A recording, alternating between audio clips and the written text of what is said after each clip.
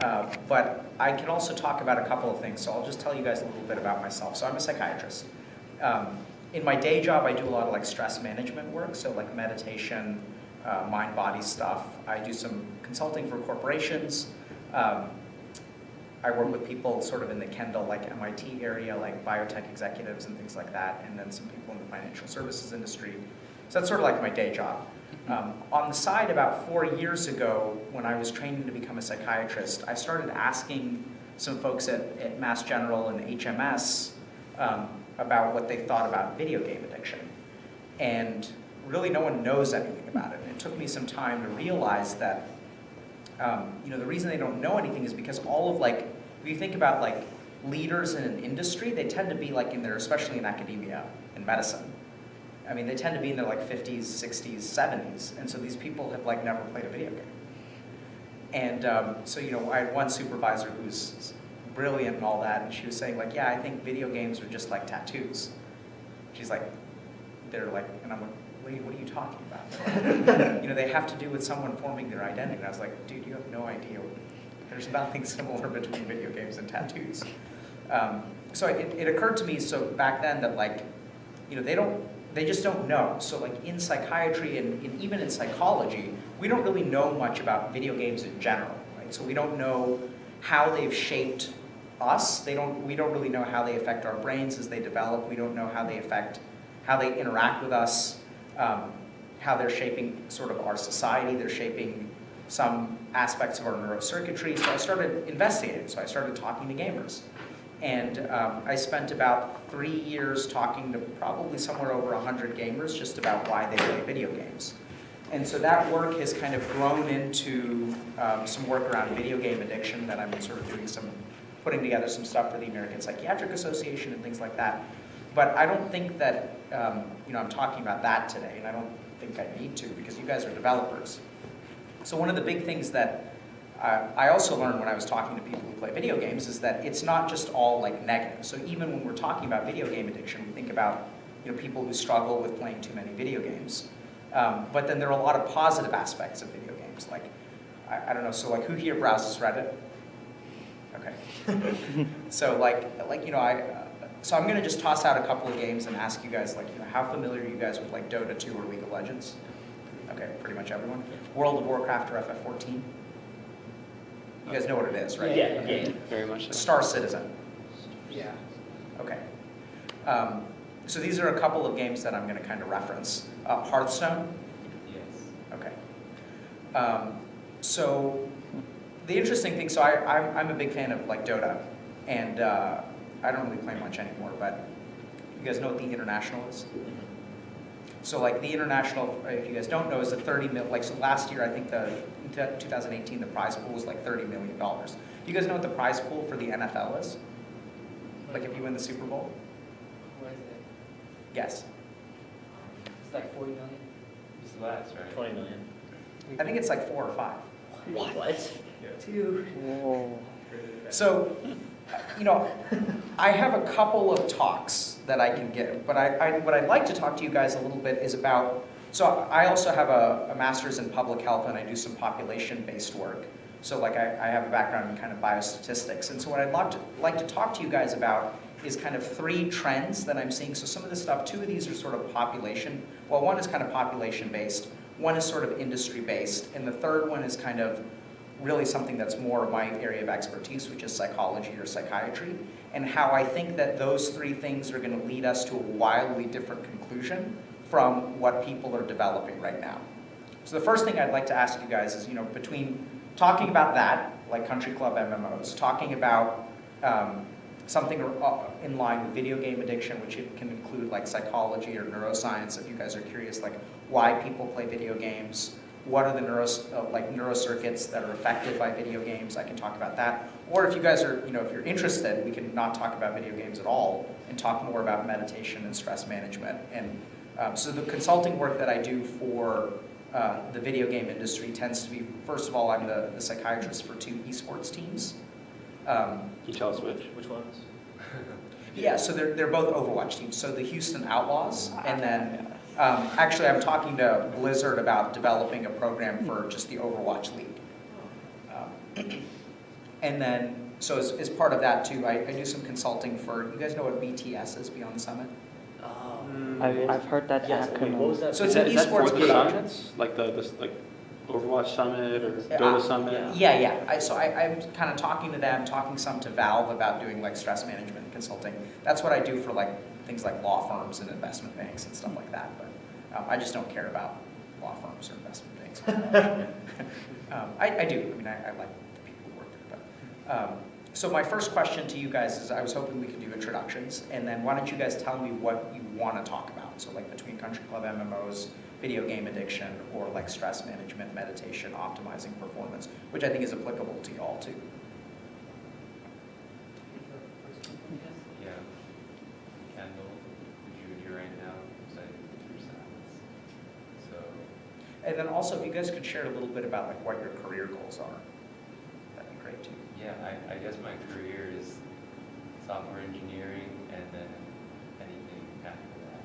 So just I only can see the short term for now. But personally, I am interested in pretty much all of the things you talked about. Okay. So I'm equally interested in Okay. all three. Hi, I'm Ruby. I'm a social studies concentrator, and I'm interested in like the law school or academia as a career goal. So I'm personally interested in like kind of like how neuroscience plays in with why we play video games and how that like how video games and your cognition kind of interact. There was a clip that went viral like a couple months ago that kind of made me think really deeply about this idea.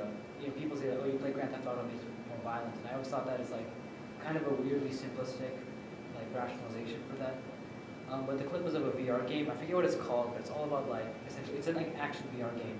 And the clip is basically this guy where he grabs another character and like beats her over the head with the mace, and then she dies. And then he says, "Wow, that was so fun. Am I a psychopath?"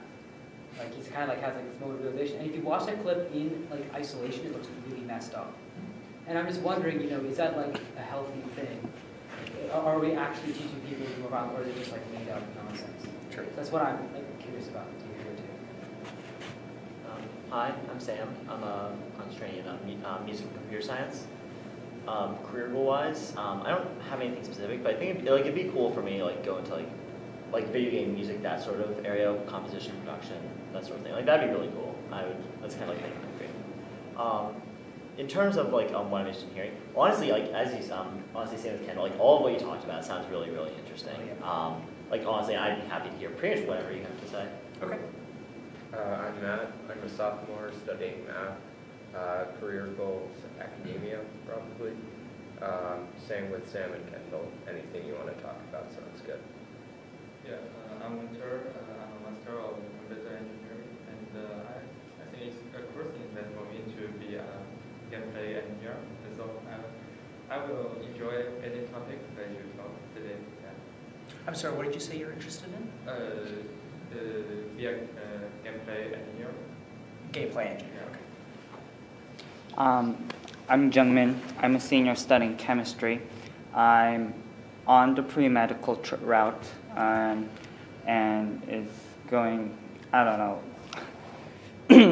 My career can go into med school and so, but I was also looking at other like plan Bs and stuff, and I noticed that some game firms such as Valve have slots for like something more like psychology, for people to look into the more bio aspect. I joined this club because I like writing music as a hobby, but throughout the years, this is my 4th year here, and throughout the years I've just been learning more and more about different aspects, such as the art that goes into coding. I learned like computer programming and stuff just from this club. But now, this is the first time we were ever able to get this connection between this multimedia project and psychology. So everything you mentioned, of course, is very interesting, but especially like some of the self-meditating, those kind of topics seem to interest me, but yeah. Hi, my name is Porphyris, senior studying economics. Let's see, as far as economics goes, I think I'm interested in behavioral economics, sort of like why people buy what they do and sort of like how that works, how the markets work.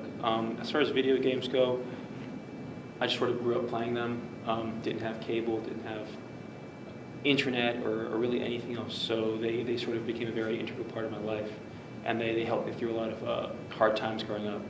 And so just over the years, I kept coming back to the idea that like, maybe I should do something in the video game industry. You know, as they say, or as some say, sell what you know, right? I don't know anything else. I've tried sort of like, sort of exploring the creative route, and now I'm thinking that I'd like to sort of, you know, be part of it from sort of a business perspective. And how so, I don't know, right? I've got to find out how I can be useful to the industry and where my place is. And so, you know, the psychology of things is really, really fascinating to me because I'm also really interested in psychology. Goes with the behavioral economics, right? Sure. And it's just fascinating to see the movement of the industry, where it was, where it's going, and to just try to figure out why are these people playing these games, right? And sort of like even understanding the social dynamics and new ones that are coming out, things like Fortnite, right, and how the kids sort of interact there, and the Minecraft leagues. It's sort of just, it's fun to sort of think about that. Yeah. So just to clarify, so like I'm only hearing 2 people that are actually really interested in going into the industry as a full-time job. Is that right? Did you guys hear the same thing? I guess so. So like for other people, it's how it's interesting. It's cool that y'all are here. I'd say software engineers can be. Yeah, I completely agree. But it sounds like you're okay working for Microsoft if you need to. So it's a different demographic from what I was expecting. Perfectly fine. So let me just recap kind of what I heard. So it sounds like you have a particular question about violence, and then it sounds like you want to learn how to meditate. So maybe what we can do when we have about like somewhere like maybe at the 15-minute, like 7:45 mark, we can stop and sort of close with meditation. I'll teach you guys how to meditate a little bit, and then I think just in terms of kind of like thinking about behavioral economics, thinking about sort of trends in the video game industry, and touching a little bit on neuroscience. So the challenge with video game addiction is that it's like more than a 2-hour talk. So I'm like developing a course right now for gamers who are addicts, and right now it's like I've shot maybe 40 hours of video, and there's like I've written about 80,000 words on the topic. So I don't know if I can kind of condense all of that. But we're going to touch on a couple of pieces of it. I just want to say, now that sounds really interesting, the addiction part, right? Considering all like movies and stuff, they're all designed to produce a positive emotion in you, like they're dopamine producers, and it seems like video games are extremely effective, right, at doing that. Too effective, probably because of their immersion or something. And so that's just really interesting to sort of touch on that. We'll talk a little bit about that. So the first question that I have for you guys is like, when a video game company wants to make a game, what are their goals? Making money, and I think making a splash. Those are the 2 big goals. Okay, so like let's start with the first. How do they make money? We have like one guy who came in who's in the mobile market. He basically thinks of a game as like an input. He has like all the business charts where like each user spends this much money, stays for this long. So they think about it that way sometimes. Right, sounds like you have to pick a business model, right, Yeah. that you want to approach with first, and that'll determine how you build your game. It's like the classic model is just have a good game that's marketed well, $60 you buy it, or like a free-to-play model where it's microtransactions, or a combination of both. Did you guys see the new Apex Legends game? I've heard about it. Yeah, I've seen some. It's made by the EA, but the Titanfall people. It's the first time that like, you look at it, something so like AAA production value's been put into a free-to-play sort of game with microtransactions, and it's amazing. Honestly, it looks amazing, and I'm interested to see where that takes the industry. So like when we talk about microtransactions, do you guys have a sense of like how video game companies like make money off of microtransactions? Like what do they look for? It's similar to gambling, honestly, to me. Especially Oh yeah, for the loot random crate's microtransactions. huge. The idea is to make it like almost addicting, so so the whale spent a bunch of money. Okay, so why don't you explain what a whale is? So yeah, so the whale, at least from my understanding, is essentially a person who disproportionately makes up a great deal of the income. Like say 1% of the population spends a ton of money on the game. So do you guys know what a whale in Hearthstone spends per year? I don't know. Man, I don't want to. That's well. Probably I think thousands. so. Thousands. I think like when a new set comes out, it's like 50 packs. It generally lasts people about what they need. It's like $50 or so, I think. I think 2 sets release every year. I think maybe 2 or 3, so probably about $100, $150. If I had to guess. For a whale? No. I mean, No. but I don't understand why you would buy more packs though to get the cards you need though. Dude, You're people not would spend like aware. $2,000 each year in Fire Emblem Heroes. FIFA, just think about that. So the statistic I heard is closer to 1,000 to 2,000. Yeah. Because I don't think 50 packs gets you anywhere near all of the cards. Yeah, but usually dust makes up for it is what I'm thinking. Dang. So like Blizzard has also changed their, like the number of, so for example, the introduction of class legendaries is a great example of how they increase their monetization model. So right now, like generally, like you have a lot of games that are moving towards the freemium model and this microtransaction kind of stuff. And so I'd like to actually take a step back and have you guys think about this in a slightly different way. So there's something called maladaptive hypertrophy, which is a principle in medicine, and I'll try to explain what maladaptive hypertrophy is. So, you know, we have this thing called a heart, right? And the heart pumps, and it pumps blood into these things called blood vessels, like arteries. And so the artery, so any physics majors? Cam, maybe, okay. So like, you know, an artery is like a tube, and do you guys know what and the tube has a certain resistance. You guys with me so far? Mhm. So like if we think about like, for example, like if you're trying to drink out of like a small straw, you have to suck harder than you do if you're drinking out of like a bubble tea straw, right? It's like really easy to get a lot of liquid. And so the resistance of a tube is related to the diameter or the square of the radius of the tube. And so there's this condition called hypertension. You guys know what hypertension is? Yeah. What is it? Yeah, so you have like high pressure in your blood vessels. And so if I'm increasing the pressure in my blood vessels, that's kind of like increasing the resistance, right? And so what does the heart have to do in order to overcome a higher degree of resistance? Huh? Just work harder. Has to work harder. So heart is, you guys know what the heart is made of? Like what the muscle, it's muscle. So it's primarily muscle, right? So when a muscle hits a high degree of resistance, how does the muscle respond? You guys know? What does a muscle do in response to resistance? Oh. Does it contract faster? Flashbacks. I'm willing to divide Good. them. Because I'm looking. What happens when you lift Come on. weight? Come on, jump with the med I know. students, Oh, do wait, it. yeah. There's the So over time, if Mercury. you lift a bunch of weights, what happens to your muscle? spasms. They It's- break and then they It grow. spasms in the short term and grows in the long term, right? So when a muscle hits resistance, that's what lifting the weight is. It's pushing against resistance, so it grows. So the heart is kind of an interesting organ because, like, you know, it's all muscle and it's got these things called coronary arteries. Have you guys heard of a coronary artery? So like, what's a coronary artery? Anyone have any idea? Blood vessels coming out of the heart. So it's actually the blood vessel that feeds the heart. Ah. So the heart has two sources. So muscle requires a lot of blood to get like nutrients like oxygen. And so it has two sources of blood. It has the outside of the heart, which is fed by the coronary arteries. And it has the inside of the heart, which is actually full of blood. So that's how it gets blood. So as the muscle in the heart grows in response to more and more resistance, what actually happens is the coronaries, like the blood can't diffuse towards the middle, and it can't diffuse from the top or the bottom, so then you actually get a heart that kind of grows too big, and then you go into this condition called heart failure. And there's actually this point at which your heart grows too big to be able to actually support life.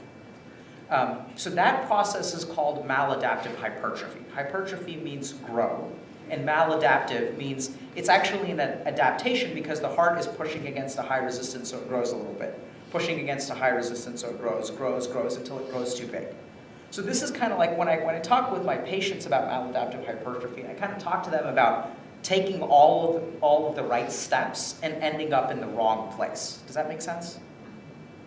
Like, what do you guys think I mean by that? Who can reflect back, like how they understand that?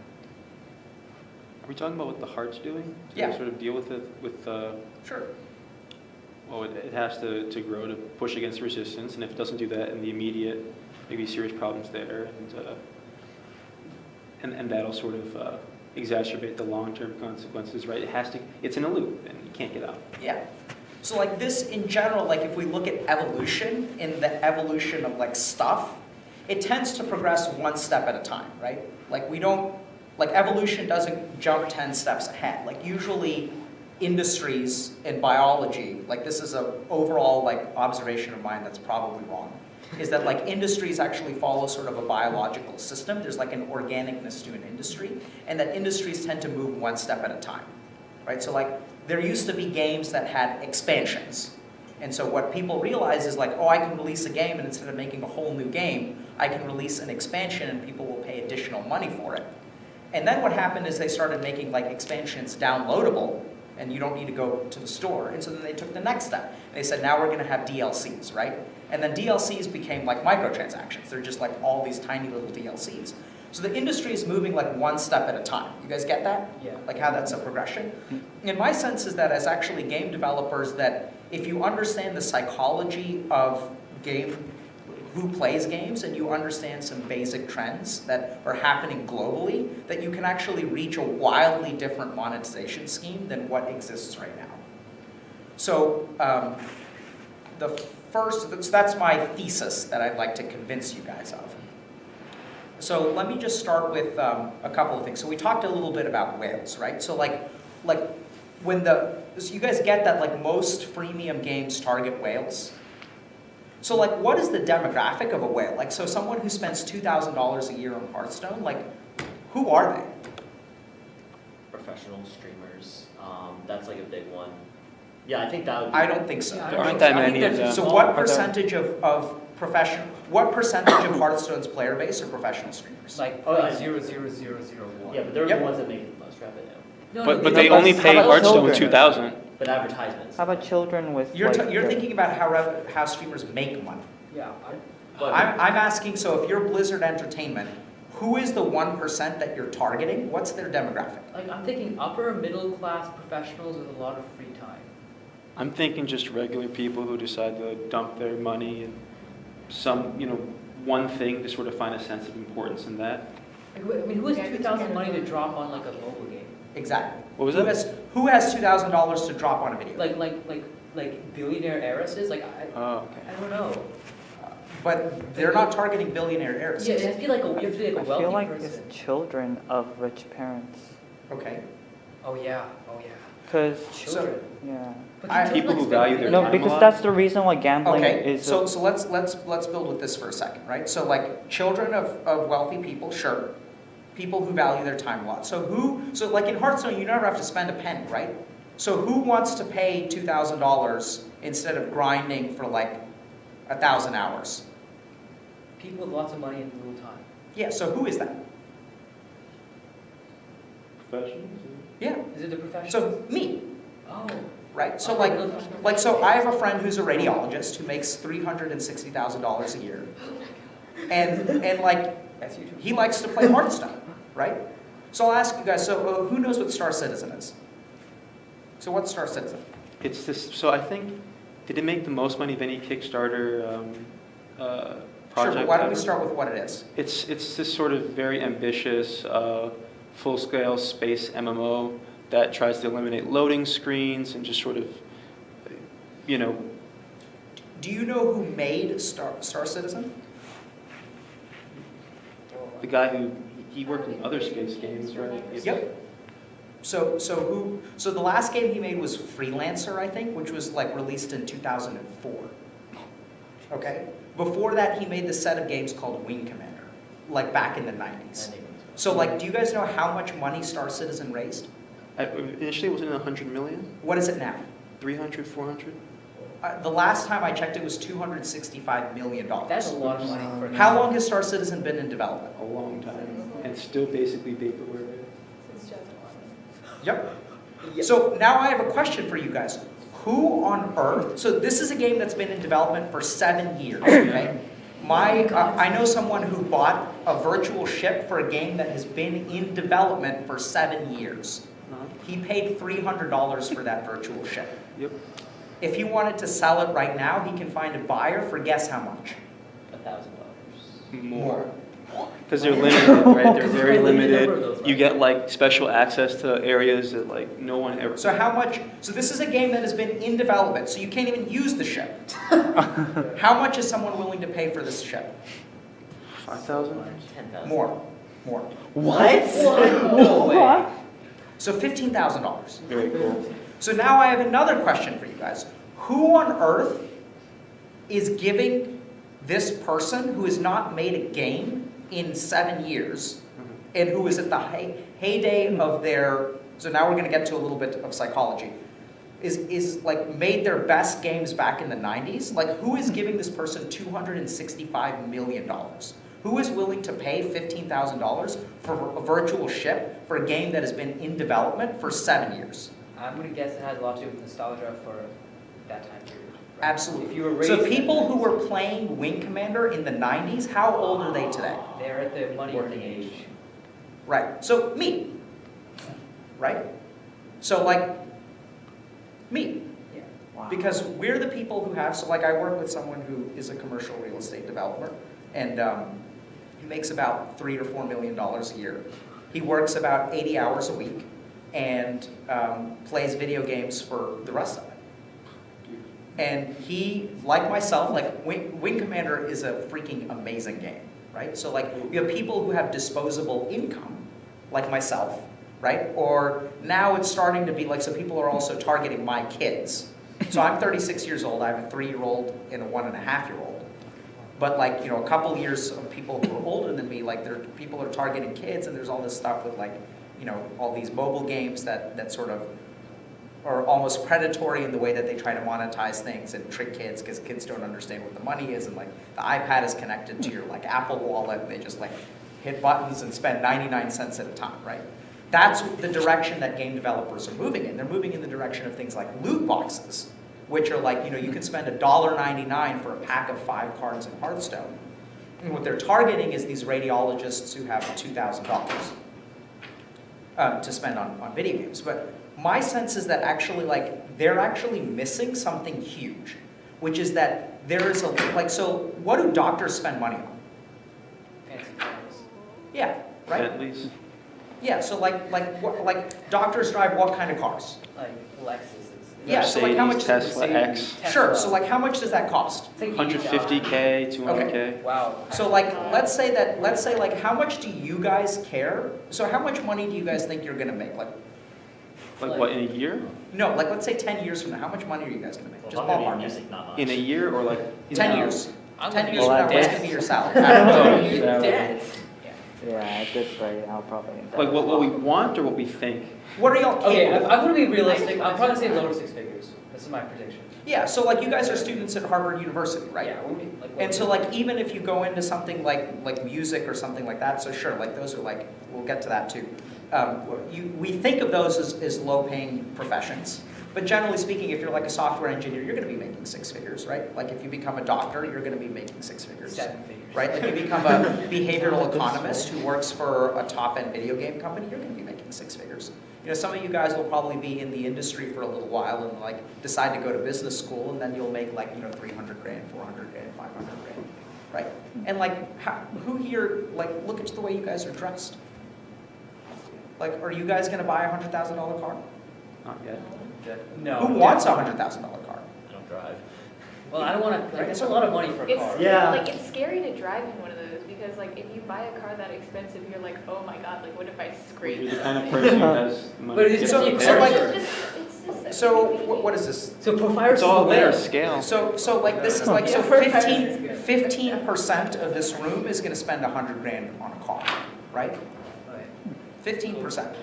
And so the thing that I don't think game designers get is that their demographic is changing wildly, Oh. Wildly. right? So like, I bet for the previous generation would be way more than 15%. absolutely, Yeah. right? So like in my parents' generation, like why do you, when I ask the question, what kind of cars do doctors drive? You guys can answer it why, because all of the doctors spend their money on cars, because that's the only thing that they know about, right? So you think about something like what kind of hobbies do people in their 50s have? Reading. Bingo. Like, how much money can you spend on golf a year? Actually, you can spend a decent amount. But there's stuff like, people do things like they go to the Super Bowl, right? They do things like they go to like sporting events, Yeah. right? They Broadway go to shows. like they travel here and they go on vacations and stuff like that. And They if- skip if- the lines in the amusement parks. Sure. So you do all that kind of crap. Like, do you guys know how much money the video game industry makes? Like, how big the industry is? More Is it like than the the biggest movie entertainment and industry in the music world, industry except for books? combined. Yes. So let's think about that for a second. Like, how is that? How much money does an average person spend on movies per year? Maybe like $30. Oh, well, 50, 80. Well, include like Netflix, probably more. Sure. Include Netflix. Include Netflix if they Oh, include 200. Netflix. That would- $200. Wow. How much do they spend on music per year? Oh, Oh, damn. it's Zero. 100. Zero. So let's 12, say like 15. Spotify plus 2 concerts. Let's say that we're being Oh, liberal, right? That's like $100. $100. No, a concert's like a If we're rave is being generous, 100. like $400. How much does a console cost? Oh my God. 400. Yeah, like 400, right? And that's just like one controller. Like, you buy a couple controllers, you buy, like, you don't buy a game every year, right? Because like you've spent so much on the console, like, so it's not like you have money to buy a game, right?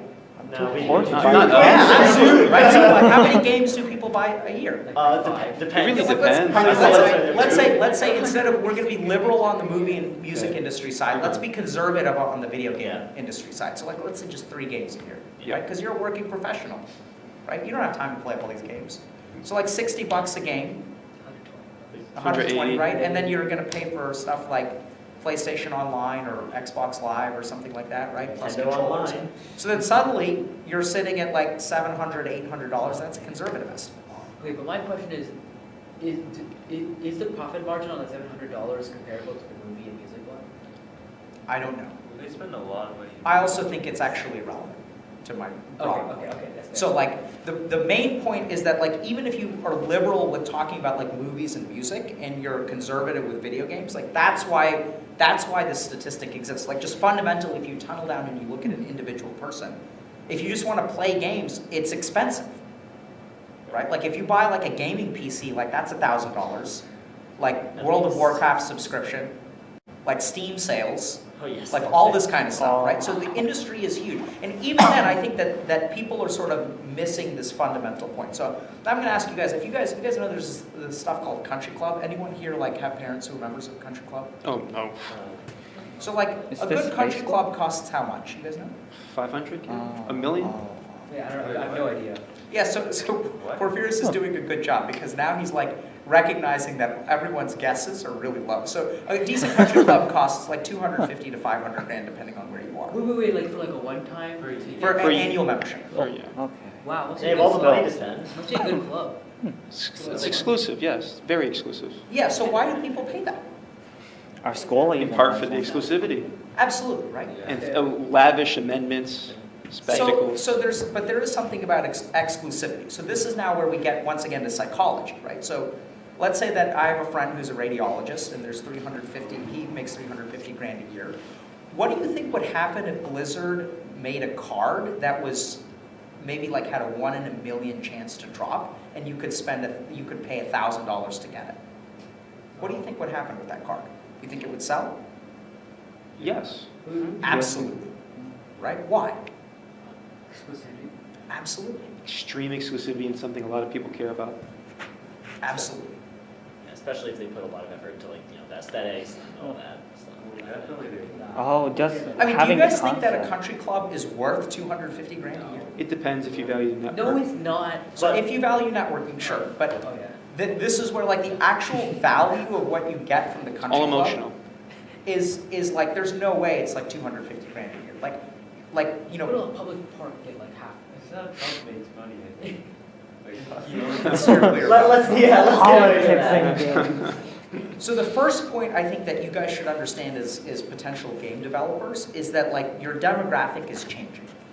That we don't care, like, so I went to TI8 and it was like one of the best 5 experiences of my life and I loved it. I wanted to go like I wanted to go for the last 4 years, but both my kids are born in August, so I couldn't go because it's August every year.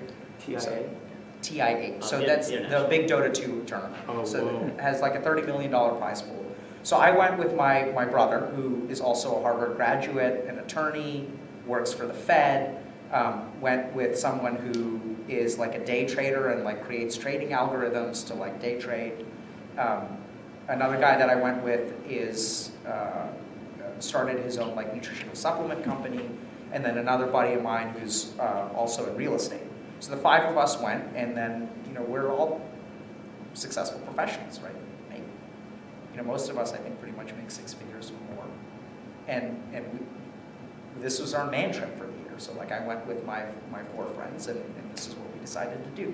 So I think the first thing to understand is that all these microtransactions, like this is like they're looking just one step ahead. So you have a guy who's a behavioral economist, right, who has gone to school and learned all these basic principles. And so like the guy that you guys had present, like he gives you this like script, right? Because this is how businesses operate. And then he gives you the inputs and outputs, and he sees the dollar signs, and he has bosses that want to increase profits by how much?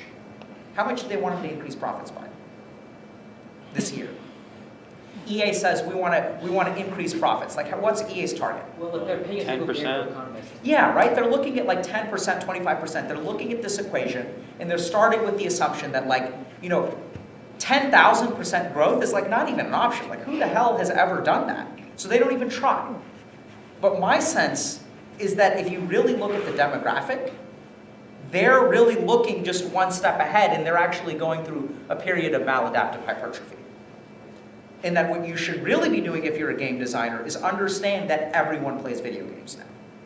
What percentage of people under the age of 30 play some form of video game? I'd say like 90, Probably like 95. 80. Under 30, yeah. 98%, Yeah, that checks. right? So a lot of people play Candy Crush. Yeah. But then you have people like us, right? Because you guys are game developers, chances are you're all gamers too. And I so just like you watched like a it. really good game, right? You're excited about a really good game. And when you have disposable income, like, do you want to buy a yacht? Not yet. Now, Maybe one day, right? But a yacht is like 400 grand. So how much time are you going to spend on your yacht versus like how much time are you going to spend playing video games? there's a comparison. You can go home every day and play video games. I know one guy who owns a boat who uses it on a daily basis. He lives on the North Shore and literally boats to work. So he works at Mass General, sails along the shore, and then like parks his boat on the Charles, and then like walks across the street to Mass General. That's That's a One use dude. of a boat, though. It's a Yeah. fantastic use of a That's boat. amazing. That's how you use Good. it. It's, That's worth and, it. and there's one. Maximum. There's efficiency. one, right? I know of one physician in Boston that I think has the highest per capita number of physicians in the United States. And one of them uses his boat every day. One. One dude. There may be others, but I just know of one guy. I don't think like most people are boating to work, right? Because like most of the hospitals are not on the water. Just the Yeah, opposite. that's fair. So I think the first thing to understand is that your demographic is changing, and I think that this principle of exclusivity is important, right? Because like you have things like, so like who here played World of Warcraft or FF14? No? Okay. Other So you- ones? So you guys know that like when you play a video game, there are like status symbols in the game, right? So what's an example of that? Badges, sort of skin overlays. Yeah, so there's also like in World of Warcraft, there's gear. So like there are some people who play the game and they walk around in the town, and there are other players who see a piece of gear and they're like, wow, that guy's a badass. Like that's an actual thought that people have. People have some degree of ego, and this also gets to kind of psychology, that there is, so we have a sense of identity, right? We all have a sense of identity. So like so like I need a guinea pig. Okay, Kendall, who are you? Student, Okay, a boy, okay. what else? A gamer? 20. Okay. Kendall, what are you proud of? Um,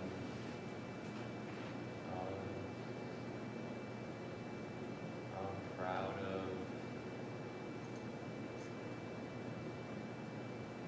stretching every morning. Okay. Let's see, working on a Do you like your life? Yeah, Why?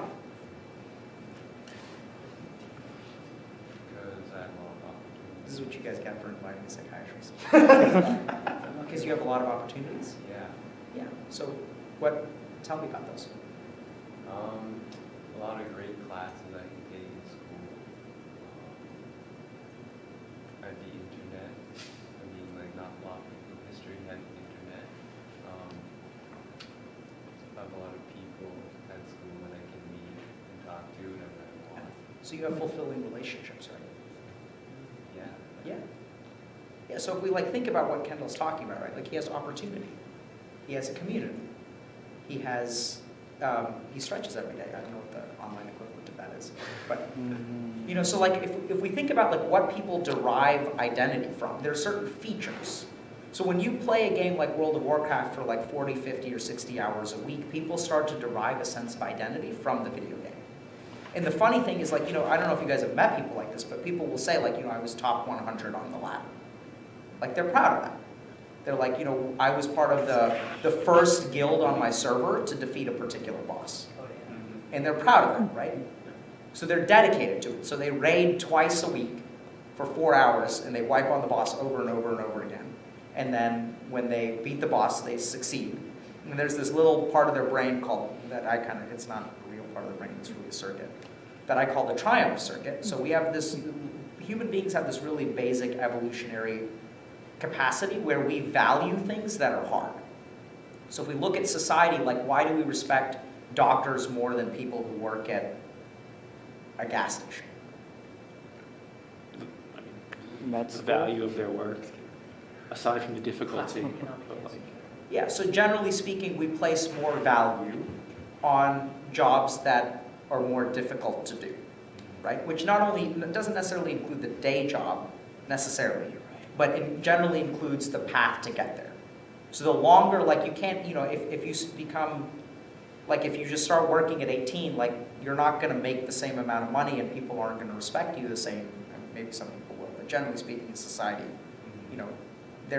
doctors get a lot of respect. And why is that? It's because the work that they do is hard. And thousands or tens of millions of years ago, there were tribes of proto-humans that were running around the world. And some of them did things that were safe, right? So you have a particular territory that you're traveling around in. And this is the safe territory, where there's danger and where there isn't. And then some people ventured beyond that territory. And usually venturing beyond that territory exposed you to danger, was more difficult, but yielded greater rewards, right? And so this has become a part of our consciousness as human beings. So there were explorers in the 1500s, and why do we learn about the explorers in our history books? Why do we learn about the explorers as opposed to other randos in the 1500s? we find them to have great feats. Great what? Their explorations, we herald them as great feats. Why do we herald them as great feats? They ventured out with limited materials and no guarantee of, Yeah. assistance or treatments they might need, all Yeah, so alone. the short answer, I think, is that they did something hard, right? Succeeded. Something not everyone would do. I guess. Exactly. Exactly, right? So why do people like Tom Brady? Because not everyone could be. Because he does something we can't do. And we can't do it. The corollary of that is that it's hard. And so, if you think about a video game, so video games are titrated very carefully to a particular kind of difficulty. So the funny thing about video game, if you look at video game addiction, one of the most interesting things about it is people think that video game addiction is about reward. So they talk a lot about dopamine circuitry because they're it gives people a high. It's like dopamine, it's a reward circuit. But actually video game circuitry the dopamine reward in video game circuitry is very different from other substances. Because I think the main reason that video games are so addictive is because it's the denial of the reward that actually makes them addictive. Yeah. You guys get that? Yeah. So it's completely different actually, and I don't think many people get that. Wait, what? Wow. I don't get it. You have to work for the. It's kind of like imagine someone that like plays like, I don't know, 50 hours of League of Legends every day, like ranked only. They're trying to climb up and like they're going up and down and up and down. They're constantly trying to get higher and higher up. It's like denial from those higher ranks that keeps them going. It's why people complain about Pokemon now that it's easier. Yeah. Right, so the reason that people play games like League of Legends and like why is Fortnite so freaking addictive? It's because you enter arena and only one person is gonna win. Do you guys get that? Yeah. So they're tapping into something, if you look at our mythology, like who here can think of like, so like let's look at Mario. So like what's the basic story in Mario? Princess Like that's a story, like you save the princess and kidnapped by the monster. Damsel in Yeah, distress. right? So like where have we heard that before? Have you guys heard of that? Everywhere. Why? Right, so like there's a guy in Japan who comes up with a game about a turtle who tries to beat, a plumber who tries to beat a turtle to save a princess in a land full of mushrooms. So it's like, And as human beings, we just sort of accept that. We're like, okay with it. Like, how? it's like the common man fighting the big monster to save the noble princess. against Right? So the- once again, there's something really key, right? So it's like whether it's a knight in shining armor slaying a dragon to save a princess, or a plumber fighting a turtle to save a princess, who is apparently a mushroom of some kind. And we're okay with that. So there's something very deep in our consciousness about triumph. And it's not about winning, it's about triumph. And you can't triumph without adversity. And if we think about what attracts people to video games, it's not the fact that, it's not just sure, there's dopamine. Dopamine is the mechanism, but why does it release so much dopamine? It's because, when you have when you're an alcoholic, like you go to the store and you buy a bottle of liquor and then you go home and you drink it. There's no challenge. It doesn't activate that part of your brain. It just directly stimulates dopamine. But with video game addiction, it's like so much more involved because it's hard. And if a game, yeah. I always thought also that like the grinding or whatever takes your mind off of like stuff that you want to avoid thinking of. So that it definitely does. So there's this, it's a tangential point, but that's kind of more of a microscopic, it's not like, so triumph circuitry is sort of like our sense of accomplishment. So when you guys feel proud when you get an A in a class, that's triumph circuitry, right? So video games also suppress or inhibit your amygdala, which is kind of your fear center of the brain. They also inhibit your limbic system, which is where you experience negative emotion. So people who, like if you're pissed off and you play a video game, the video game is gonna suppress that part of your brain. Over time, actually, and this is true of many of y'all because y'all are boys, but men. But over time, actually, people who play a lot of video games develop this thing called alexithymia, which is inability to be aware of your internal emotion. Like, for example, I asked Kendall, what is he proud about? And he had like trouble giving me an answer, right? So like, I think that part of that is because you're 20 years old and you're still in a formative period of your life. But like, chances are you're actually proud about stuff, you just have trouble recognizing it. Yes, like, I think it's weird that he answered with stretching. Nope. Okay. No, I know what you're saying, yeah. Yeah, Like, you some- can. Kendall's also very humble. Yeah, So. Kendall is- I think it's more of like a social thing. Like, Okay. like, I'm proud because I got into Harvard. Like, no one wants to say that. Yeah. I mean, but we're also in a room Well, full yeah. of everyone else that has done the same thing. Well, yeah, because everyone Yeah, else so Kendall, there's a certain amount of humility there, so maybe if I'd asked you a different question, right? Like, what are you ashamed of? So I'll just ask that out loud. So what are you guys ashamed of? Oh, God. Oh God. I'll answer that question. Spending too much Yeah. money. Right, so anyway, this is kind of a long way of saying, so people who play a lot of video games, they definitely act as a coping mechanism. And sometimes that's a healthy coping mechanism. But when that becomes your primary coping mechanism, it becomes a form of sort of, when you play the games so much that they prevent you from actually solving your problems is when it becomes an addiction. And some people, that can happen with alcohol too, right? Like you've had a hard day at work, like let's go out with my buddies and like we'll grab a drink and chill out. Fantastic. You can do that, but then when you start doing that every day, then that's when it becomes a problem. So the first thing, just to kind of recap where I'm going, is first of all, it's my belief that the video game industry is looking like one step ahead, and they're missing sight of some major changes in the demographics of video games. And people, like, they still don't get it. They discovered a whale, And they're like, oh, like there's 1% of our player base who spends $2,000. Let's figure out how to maximize that, right? But they're thinking from the current frame. In my sense is that something is happening that's kind of like maladaptive hypertrophy, which is that they're sort of taking one step at a time, but they don't really realize where they're going. Yeah. Where do you think they are going? Like, will whales die out as a demographic? No. I think that, I'm sorry, you think what?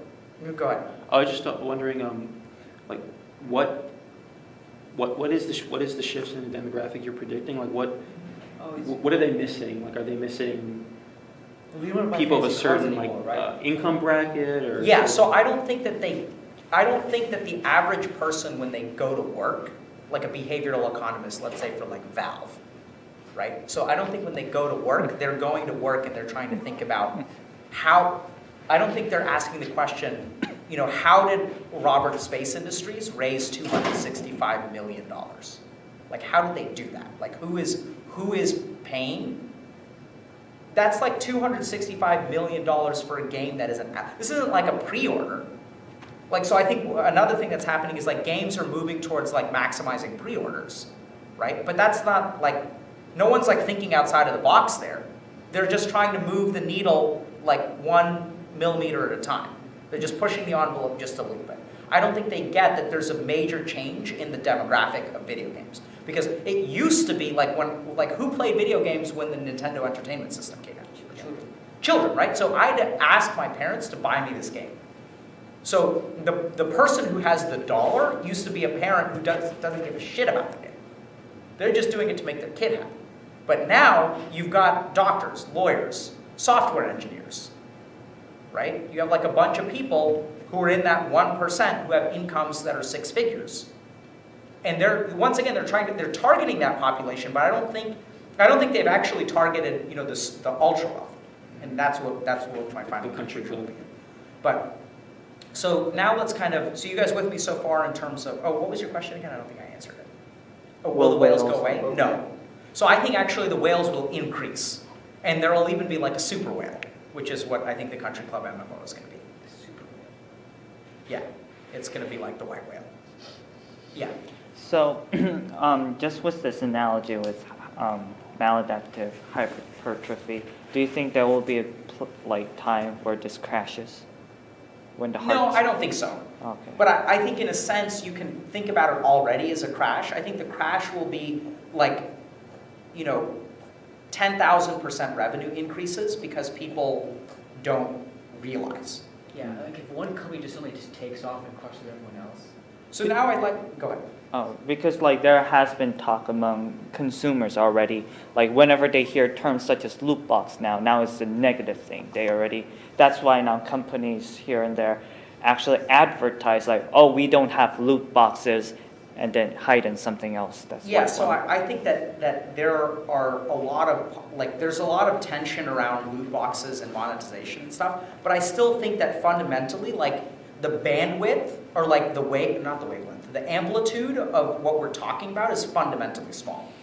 And what I'm trying to convince you guys of today is that there is a way larger amplitude, which everyone's getting bogged down on loot boxes and microtransactions and things like that, pre-orders. But those are all like relatively small windows that we're talking about 10%, 25% increased revenue. So Fortnite, for example, did something fundamental that allowed them to show a $3 billion profit. I don't think that has to do with because they use loot boxes, right? So there are bunches of games that have loot boxes. There are bunches of games that have microtransactions. What I'm trying to convince you guys of today is that there are some fundamentals around video game design which some designers are able to tap into and create wildly successful games. And it's not actually, and everyone's getting caught up on loot boxes, but like loot boxes are all over the place, right? All of those companies are not making $3 billion. So why is Fortnite making $3 billion? Why is Robert Space Industries raising $265 million for a game that's been in development for 7 years?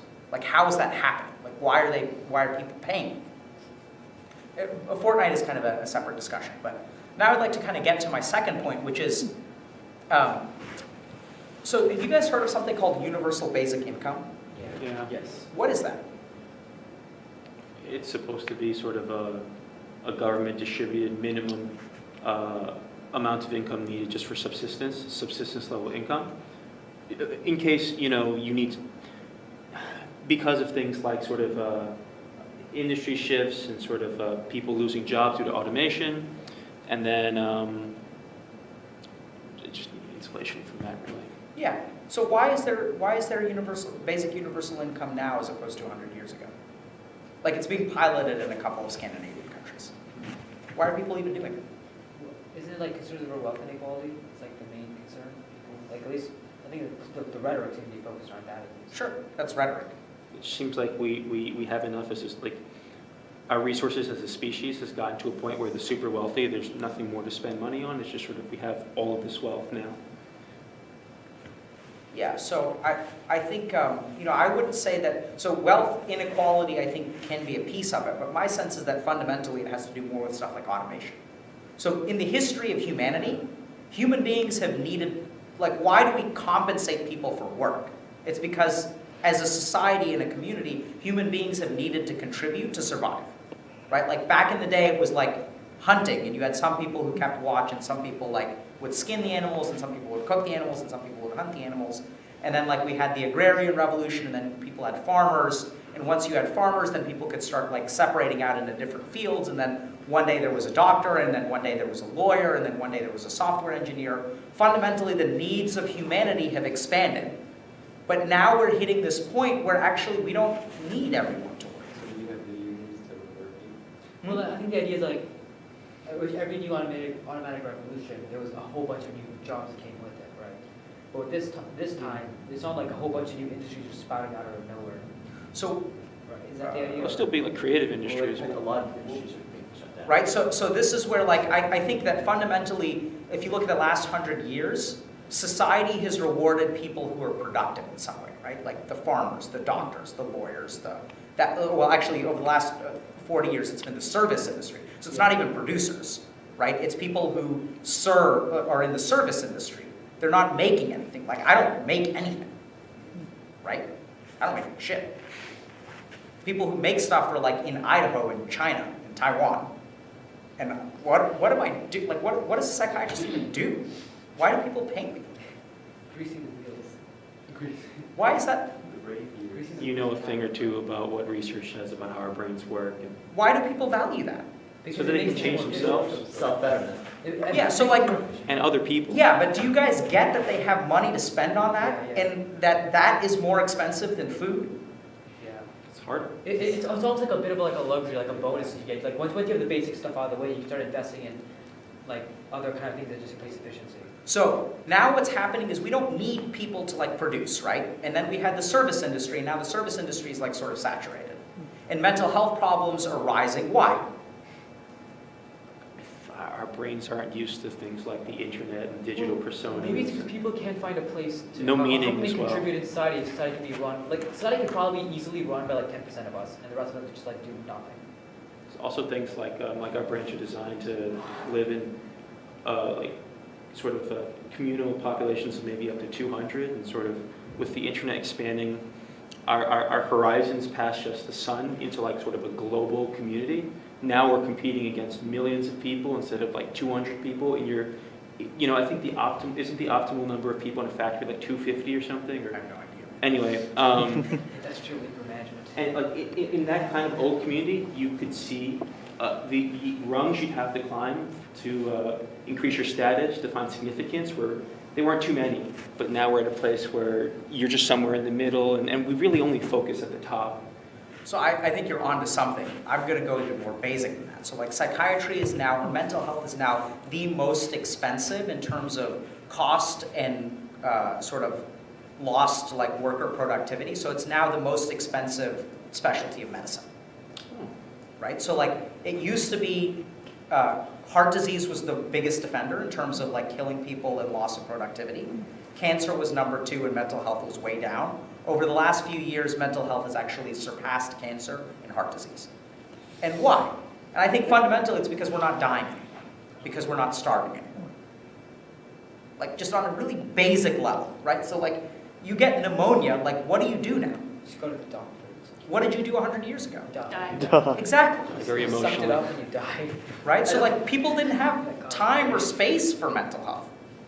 Like when you get a scratch, when you get bitten by like, you know, a dog and there are no antibiotics and you get gangrene and your hand falls off, like who the fuck cares if you're depressed? Now we have space to get depressed. And so I think this actually relates to universal basic income because the needs of society are fundamentally changing. And the main thing that's changing is that we don't have needs anymore. We don't have biological needs. We're not starving. Right? Like sure, poverty is a problem and they're like starving people in like South Asia and stuff, but in general, in the United States at least, in Europe, even in most parts of India, like people aren't like starving. Like it's really fascinating. I mean, they have whole like, you know, just gigantic billions of people under the poverty line, but they all have whole communities that are their own ecosystems. And so I think the needs of society are changing because of things like automation, because of things like lab-grown meat, right? Because of things like solar energy. So like the amount of stuff that's changing, like human beings just need to do less now. And so my sense is the most important industry for the next 50 years is actually the entertainment industry. Because we don't have shit to do anymore. When you have someone on part of the reason they do universal basic income is because when you can't find a job because society doesn't need you, you turn to crime. And so what people have realized is like, oh, it's actually just we have enough money to just give people their basic subsistence. We just have it, and people don't need to work anymore because you have these innovators in Japan that are now growing like hydroponic lettuce, like from the floor to the ceiling. So they have like 1,000 heads of lettuce in like a 2 square foot area or something, right? So just what society needs is changing. People are like all depressed and stuff. Like if you look at, so like who here has seen a TV show that has mental health as a part of the main character recently?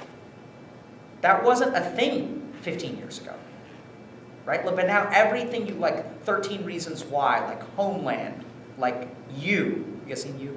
Heard of it. So it's like, I mean, mental health is front and center for a lot of television. Now, why is that? I feel like the population can relate. Residents, yeah. So why is that? Why are people more depressed?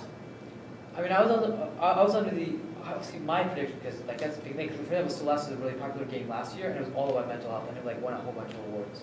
What Like, was? Celeste, the indie platform. That was a really popular indie platformer, I think it won a bunch of awards. last It was nominated for Game of the Year too, right? Yeah. It's absurd for an indie game. Yeah, it was pretty.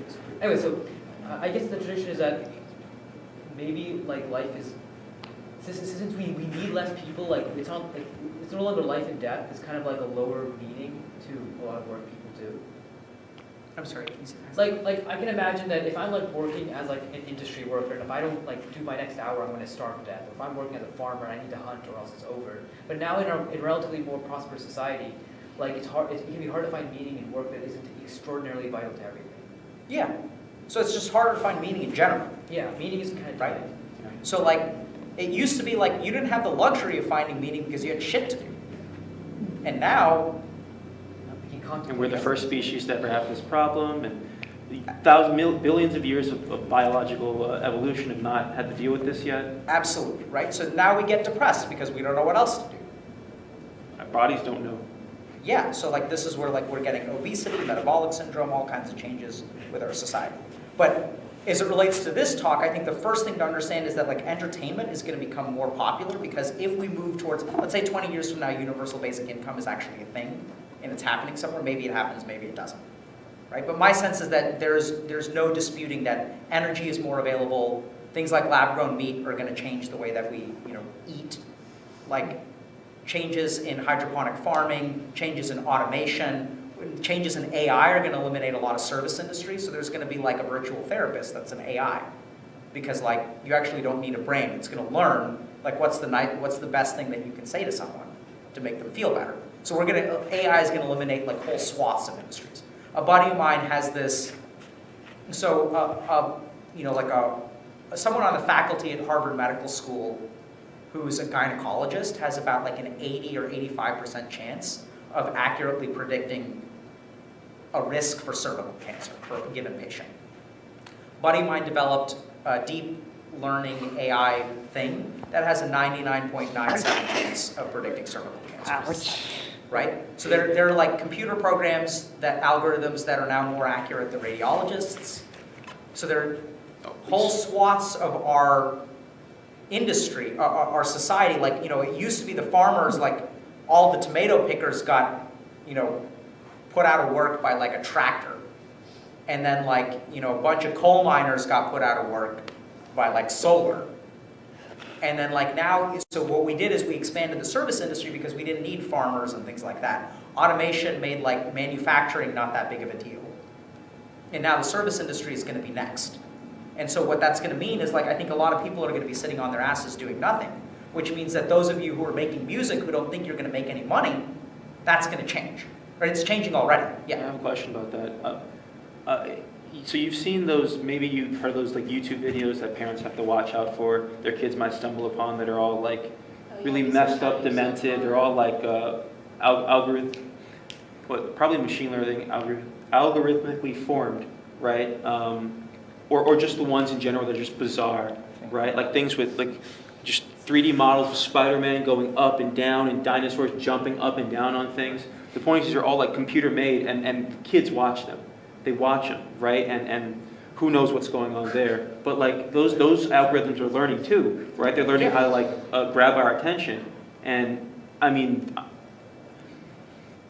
I put my money on algorithms being able to tell better stories than us someday, right? Sure. Sort of, and so like that's your creative industry for you right there. Like, isn't that a worry? And besides people just in general placing value on the creative solely because you're a human and you made it, and that's the only reason it's valuable because the machines can make something equally as good or better. Like, aren't we still sort of facing the same problem there? So I think that there's a window, right? Somewhere in your lifetime. Like, so I think the service industry is next, and then the creative industry is last.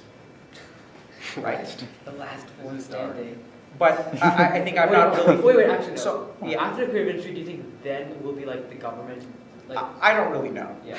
So like this is where you enter like dystopian sci-fi kind of stuff, which I'm not sure. Mars. So the counter argument to that though is that I think that there's a lot of opportunity I think the opportunity in the creative industry is actually at its highest, even though it may have a limited lifespan, which maybe is in your lifespan, but I think that you guys, if you're going to be game developers, I don't think we're going to hit it yet. I don't think it's going to be like that fast. So I think the other thing that's changed is like the fundamental publishing model has changed, right? So like now you can just be a small artist and you can be on Spotify. You don't have to sign with a big record label.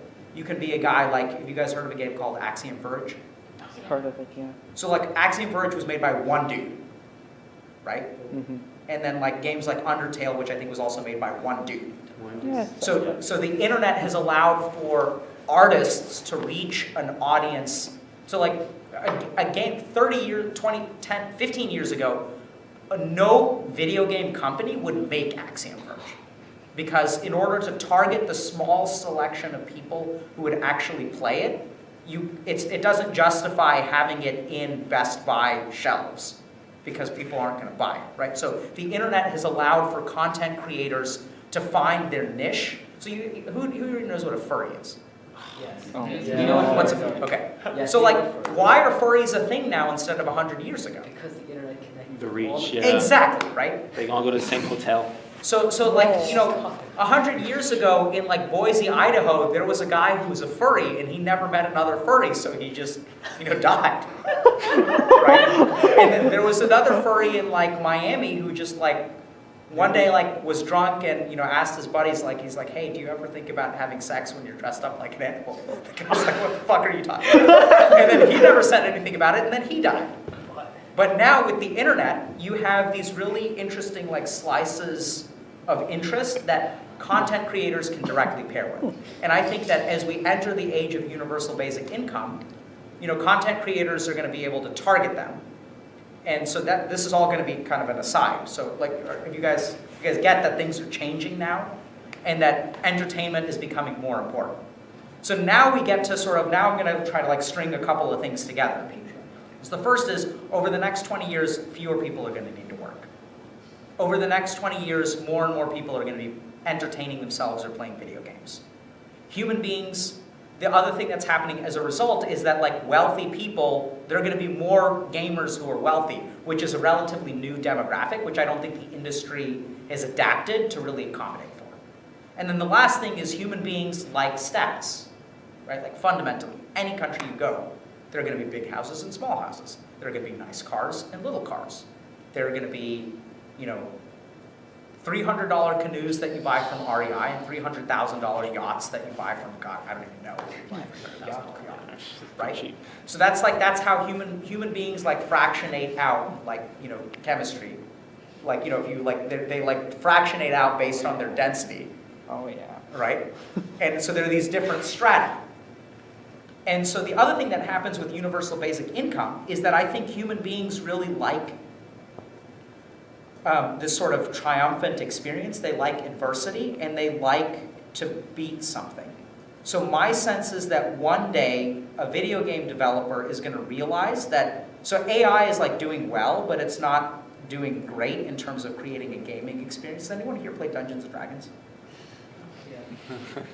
Do you like Dungeons & Dragons? Yeah. Yeah. Why? Because it's so customizable. You can literally just do anything. There are absolutely no restrictions. Right? So human beings crave that. So like games like No Man's Sky tried to do this. They tried to create something that was so unique because players like unique experiences. So I think at some point you're going to have like all these dudes on universal basic income who are going to be able to earn $20 an hour, or maybe like $10 an hour, because right now like people do that, right? Like you have gold farmers in China, and you have like you have 15-year-olds who are grinding on Diablo 3's real money auction house and then selling stuff for like $100, and they're feeling rich. You guys with that? Did I miss it? Yeah. Okay.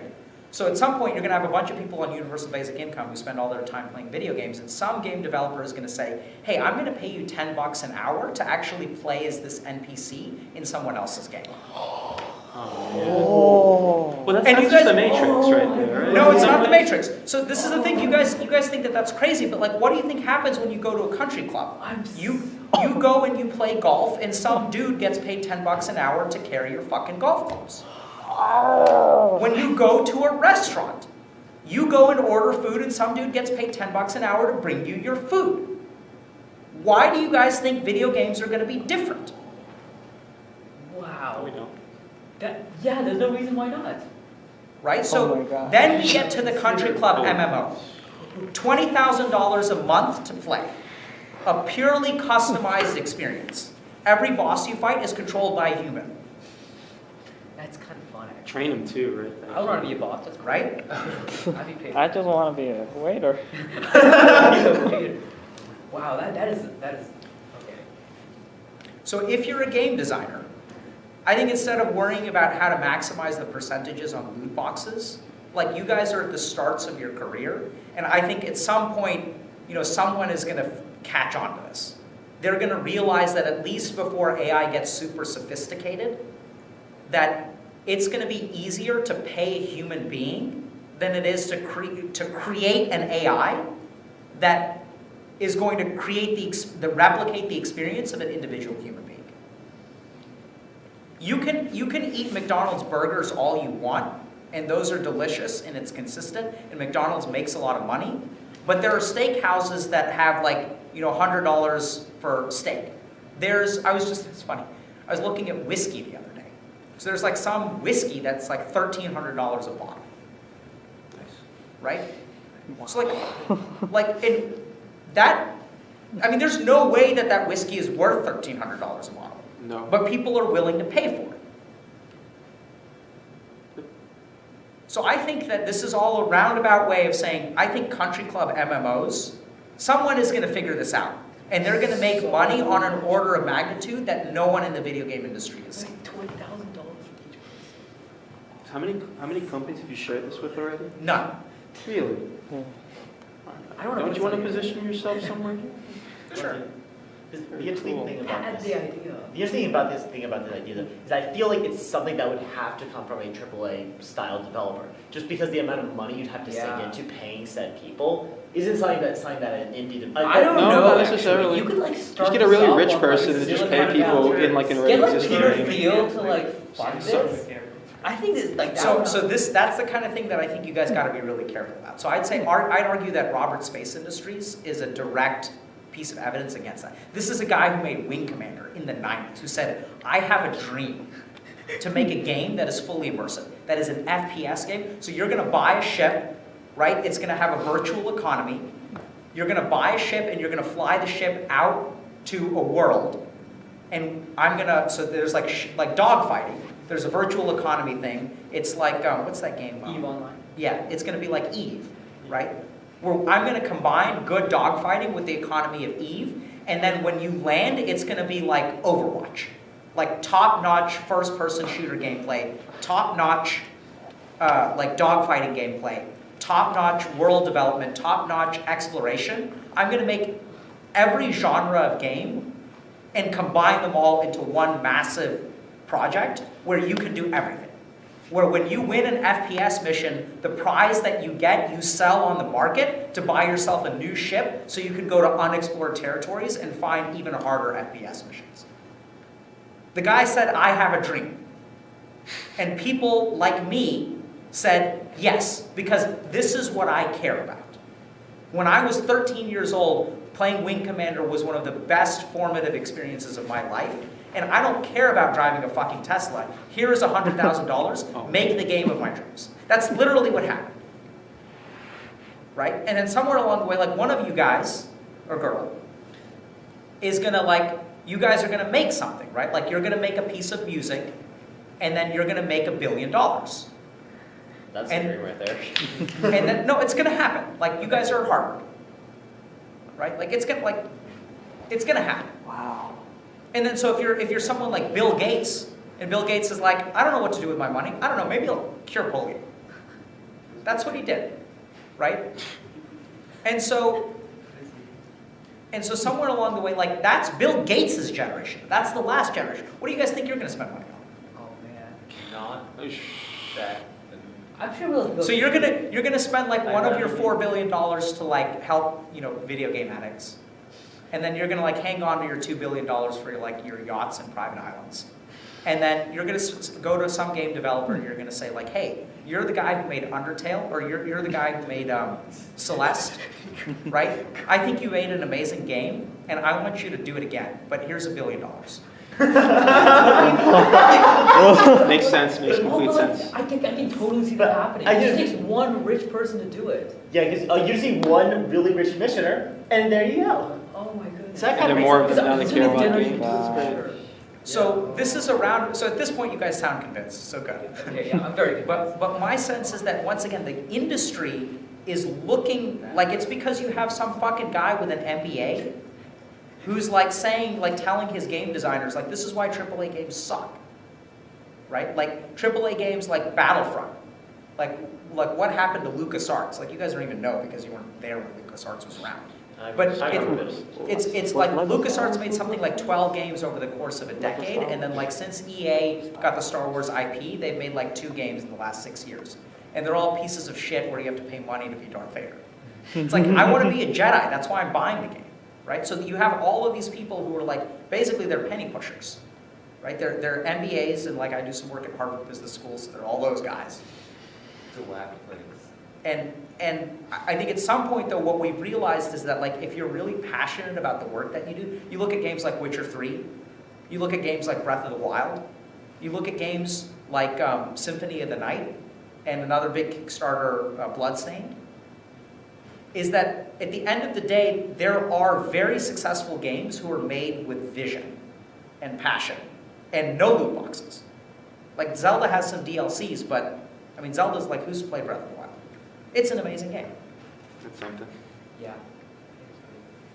So if you guys want to go into the industry, first of all, you may make more money than you do as a doctor, right? So I would really encourage you guys to think about that.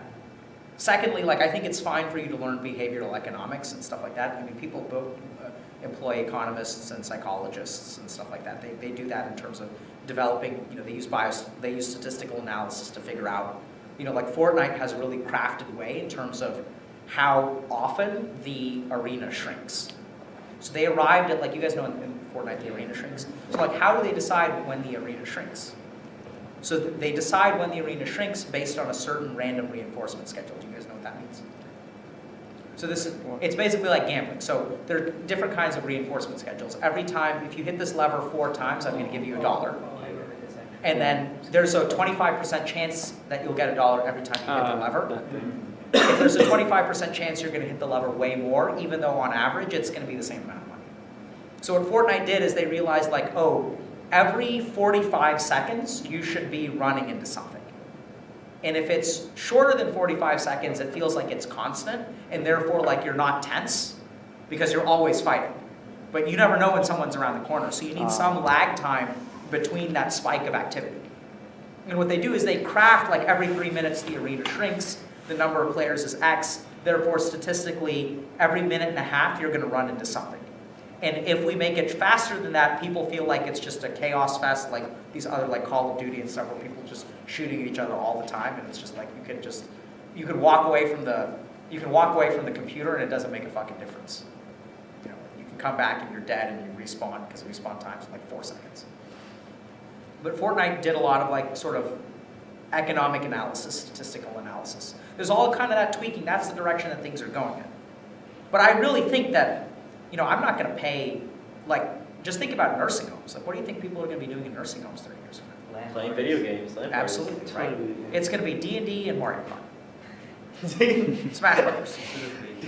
I'm just Huh? envisioning. In VR, The we're all young and strong. Yeah. No one's going to play bingo. Like, who the fuck is going to play bingo? Or like You guys ever played bingo? Yeah. Yes. That is the most boring shit in the universe. I get tense. Sorry. It's a dumb game because I never won at it. I'm pretty Yeah, that's old. definitely your fault. Like, go and try to play bingo for now.